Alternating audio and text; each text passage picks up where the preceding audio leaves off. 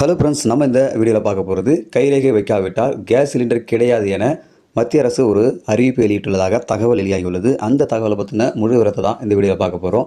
வீடியோவை இறுதி வரைக்கும் ஸ்கிப் பண்ணாமல் பாருங்கள். வீடியோ பார்க்கறதுக்கு முன்னாடி நீங்கள் இந்த சேனலும் சப்ஸ்கிரைப் பண்ணலாம்னா கீழே இருக்கிற ரெகுலர் சப்ஸ்கிரைப் பட்டன் கிளிக் பண்ணிக்கங்க. கூடவே பக்கத்தில் இருக்கிற பெல் ஐக்கான் கிளிக் பண்ணிக்கங்க. அப்போ தான் நாங்கள் போடக்கூடிய பயனுள்ள வீடியோக்களை நீங்கள் மிஸ் பண்ணாமல் பார்க்கலாம். வாங்க வீடியோக்குள்ளே போகலாம். கேஸ் சிலிண்டர் வாடிக்கையாளர்கள் அவர்களுடைய கைரேகையை உரிய கேஸ் சிலிண்டர் நிறுவனத்திடம் வைத்து பதிவு செய்யாவிட்டால் இனி கேஸ் சிலிண்டர் விநியோகம் செய்யப்பட மாட்டாது என்று ஒரு வதந்தி வேகமாக பரவி வருகிறது. உண்மையில் இது உங்களுடைய கேவைசி அப்டேட்டிற்கான ஒரு செயல்பாடாகும்.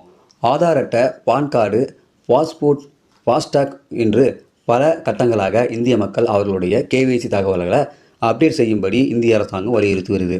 அந்த வகையில் இப்போது கேஸ் சிலிண்டர் வாடிக்கையாளர்களுக்கும் அவர்களுடைய கேவைசி தகவல்களை அப்டேட் செய்யும்படி வலியுறுத்தியுள்ளது. கேஸ் சிலிண்டர் கேவைசி அப்டேட் செய்யவில்லை என்றால் உங்களுடைய கேஸ் சிலிண்டர் விநியோகம் செயல்பாடு என்பது வதந்தியே. ஆனால் வங்கி கணக்கில் வரவு வைக்கப்படும் மானியம் தடைபெற அதிக வாய்ப்பு உள்ளது என்பதை நினைவில் வைத்துக்கொள்ள வேண்டும். கேவைசி அப்டேட் செய்யாத நபர்களுக்கு கிடைக்கும் மாதாந்திர மானியம் இனி கிடைக்காமல் போக அதிக வாய்ப்பு உள்ளது. ஆகையால் உடனே உங்களுடைய கேஸ் சிலிண்டர் கேவைசி தகவல்களை அப்டேட் செய்து கொள்ளுங்கள். உங்களுடைய கேவைசி தகவல்களை அப்டேட் செய்ய கேஸ் சிலிண்டர் வாடிக்கையாளர்கள் அவர்களுடைய ஆதார் அட்டை, ரேஷன் அட்டை, வங்கி பாஸ்புக் மற்றும் கேஸ் சிலிண்டர் புக்கிங் செய்யப்பட்ட கேஸ் கனெக்ஷன் புக்கு போன்ற முக்கியமான ஆவணங்களை ஜெராக்ஸ் எடுத்துக்கொள்ள வேண்டும்.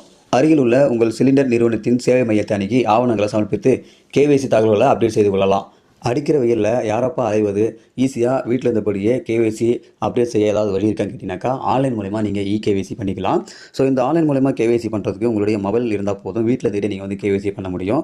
ஸோ ஆன்லைன் மூலமாக எப்படி பண்ணுறதுன்னு கேட்டிங்கனாக்கா இந்த வீடியோ கீழே கமெண்ட்டில் தெரியப்படுதுங்க. நான் அதுக்காக ஒரு வீடியோ வந்து அப்லோட் பண்ணுறேன். இந்த வீடியோ உங்களுக்கு யூஸ்ஃபுல்லாக இருக்கும்னு நினைக்கிறேன். யூஸ் பண்ண லைக் பண்ணுங்கள். ஸோ கேஸ் சிலிண்டர் பயன்படுத்தக்கூடிய அனைத்து மக்களுமே அவங்களுடைய ஆதார் நம்பர், அதாவது உங்களுடைய கேஸ் சிலிண்டர் பதிவு செய்யும் போது ஒரு ஆதார் நம்பர் கொடுத்துருப்பீங்க. அந்த ஆதார் கார்டு யார் வச்சுருக்கீங்களோ அவங்களுடைய ஆதார் கார்டை வைத்து கைரேகை பதிவின் மூலமாக நீங்கள் வந்து இகேவைசி பண்ணணும். இகேவைசி பண்ணால் மட்டும்தான் உங்களுடைய அக்கௌண்ட்டுக்கு இந்த மானியம் வந்து சேரும் அப்படின்னு சொல்லியிருக்காங்க.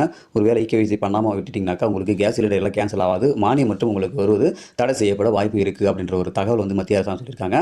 ஸோ இந்த தகவல் உங்களுக்கு யூஸ்ஃபுல்லாக இருக்கும்னு நினைக்கிறேன். யூஸ் பண்ண லைக் பண்ணுங்கள். உங்கள் நண்பர்களுக்கும் பயனுள்ளதாக இருக்குன்னா ஷேர் பண்ணுங்கள். இதுபோல் பயனுள்ள வீடியோக்களை நீங்கள் தொடர்ந்து பார்க்கணும்னாக்கா நம்ம யூடியூப் சேனல் சப்ஸ்கிரைப் பண்ணுங்கள். இன்னொரு வீடியோ சந்திக்கலாம். அதுவரை மனிதர்கள் மதிப்போம், மனித உயிரை காப்போம். நன்றி.